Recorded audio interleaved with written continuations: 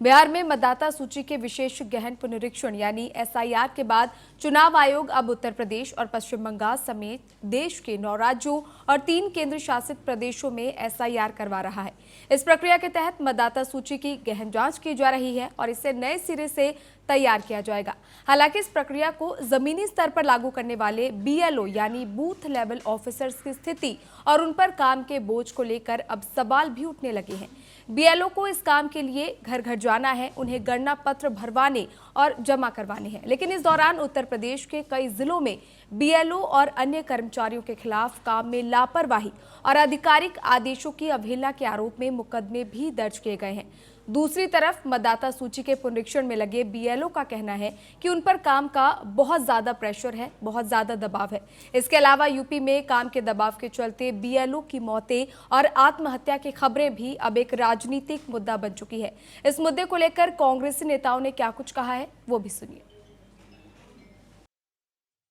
मैं यहां पर फालतू में बीजेपी के मूर्खाधिजाजों की तरह आपको फोटो नहीं दिखाऊंगी।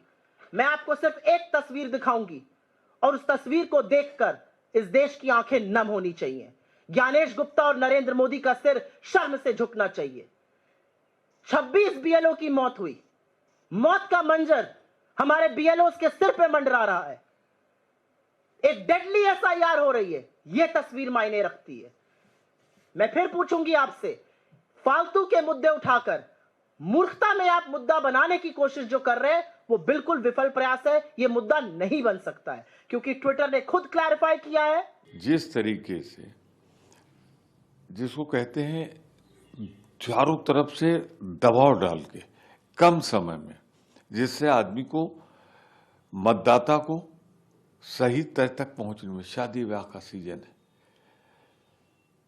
इस समय क्या दिक्कत है अगर इसे हम थोड़ा 1 महीने की जगह 3-4 महीने में, 1.5 साल 2 साल कम से कम लगता है, तो इस प्रक्रिया को 1.5-2 साल में करें, या उन राज्यों में जहां 1.5-2 साल के अंदर होने वाला है वहां अभी ना करें। तो ये लोकतंत्र की नींव है, रीढ़ है, इसे क्यों इलेक्शन कमीशन जल्दबाजी में तोड़ रही है?